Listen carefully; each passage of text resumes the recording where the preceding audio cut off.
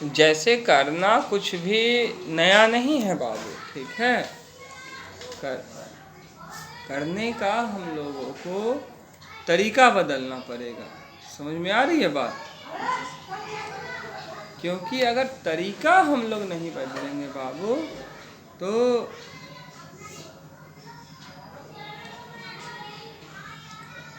हम लोग आगे नहीं बढ़ पाएंगे। कामयाबी करने के लिए हम लोगों को तरीका बदलने की ज़रूरत है। अगर आँखों पे पट्टी बांधे हुए हैं हम लोग, ठीक है, और रास्ते पे चल रहे हैं, तो इस हालात में हम लोग बार बार ठोकर खाएंगे, है ना कुसुम, है ना कोमल? तो जब भी बार बार ठोकर खा रहे हैं हम लोग, तो उस समय में शिव शंकर जी यहाँ ध्यान दीजिएगा सर की बात को, कि हमको रास्ते पे चलना बंद नहीं करना है। चलना बंद करे तब तो जीवन ही खत्म हो जाएगी ना। हमें जो करने हैं वो करने हैं बाबू, बस इतना कि चलने का तरीका बदलना। किसी ने खूब कहा है कि कामयाब इंसान जो होते हैं वो कुछ भी नया काम नहीं करते हैं।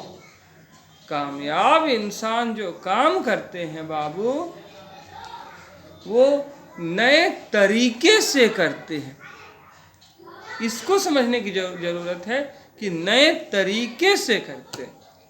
हम लोग जब आँखों पे पट्टी बांधेंगे, दिखाई नहीं देगा तो ठोकर तो लगनी स्वाभाविक बात है ना। तो बस पट्टी उतारने की देर है। यानी हम लोग बातचीत तो करते ही हैं। अब शिल्पी कोमल से बात न करे, कोमल कुसुम से बात न करे, कुसुम प्रियांशु से बात न करे, या प्रियांशु को शिल्पी से बात न करे, ऐसी तो बात नहीं है। बातें तो होती ही हैं, लेकिन क्या बातें होती हैं ये मायने रखता है ना। हमें बातें करना बंद नहीं करना है। बातें करना अगर हम बंद कर देंगे तो जीवन जीना मुश्किल हो जाएगा, दूभर हो जाएगा। मनुष्य एक सामाजिक प्राणी है।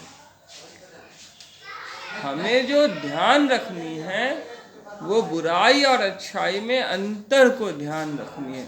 सही गलत में अंतर को ध्यान में रखना है। हमें इस बात पे रोशनी डालना चाहिए कि जो हम इसका शिकायत, उसका शिकायत, उसका शिकायत, उसका शिकायत, उसका शिकायत कर रहे हैं, या फिर इधर उधर की बेकार की बेफजूल की बातें कर रहे हैं, जिसका हमारे आने वाले कल में, भविष्य में कोई मूल्य नहीं है, उससे खुद को मुक्त कर लेना है। आंखों से पट्टी हटा देनी है। बातचीत तो करना ही है। हम अगर पूछ ले कि आखिर बताओ तो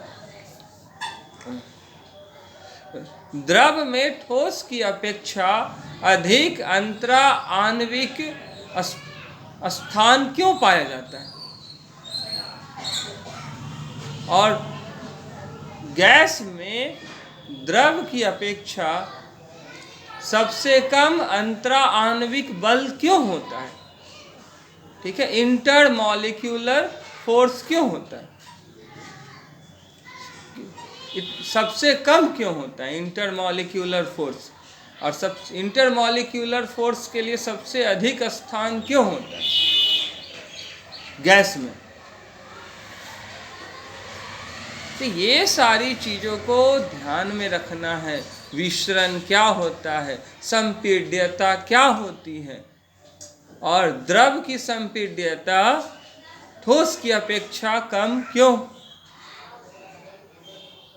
अधिक क्यों होती है, और गैस की संपीड्यता द्रव की अपेक्षा अधिक क्यों होती है। ये सारी बातों पे अगर हम चर्चा करेंगे तो उसके मॉलिक्यूल के ऊपर भी चर्चा होगी। हम वास्तव में उस समय पढ़ नहीं रहे हैं, पढ़ाई में ही जी रहे हैं। तो हमें पढ़ाई में जीने की आवश्यकता है ना बाबू।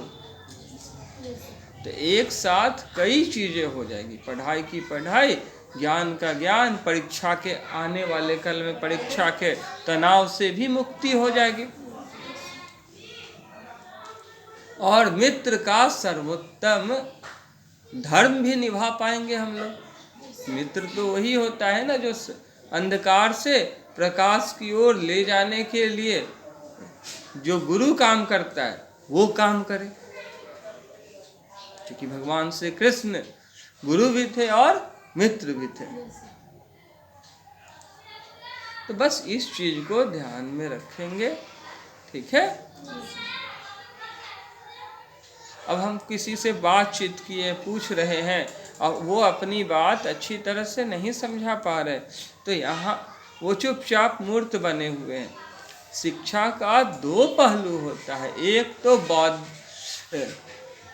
सूचना के आधार पे या ज्ञान के आधार पे, किताबी ज्ञान के आधार पे कहें तो बदलाव, जो चीज़ें किताब में थी, किताब पहले से थी हमारे पास, समझ में नहीं आ रही थी, उसे गुरु समझा देते हैं। दूसरा जो गुरु शिक्षा की ज्योति गुरु जलाते हैं, साथ ही साथ संस्कार की श्वेता तक भी तो ले जाते हैं गुरु। ये भी बहुत बड़ी बात है। श्वेत रंग सत्य का प्रतीक है, सादगी का प्रतीक है बाबू।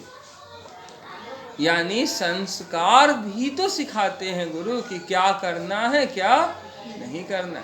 जुबान है, डांटने के लिए क्यों बोले, क्यों किसी को बोले ए चलो हटो, या तुम चुप रहो, ऐसे बोलने के बजाय हम ये भी तो कह सकते हैं चलिए अब आप हटिए या आप चुप रहिए ना अब। ऐसे भी तो हम बोल सकते हैं कि आप चुप रहिए ना अब।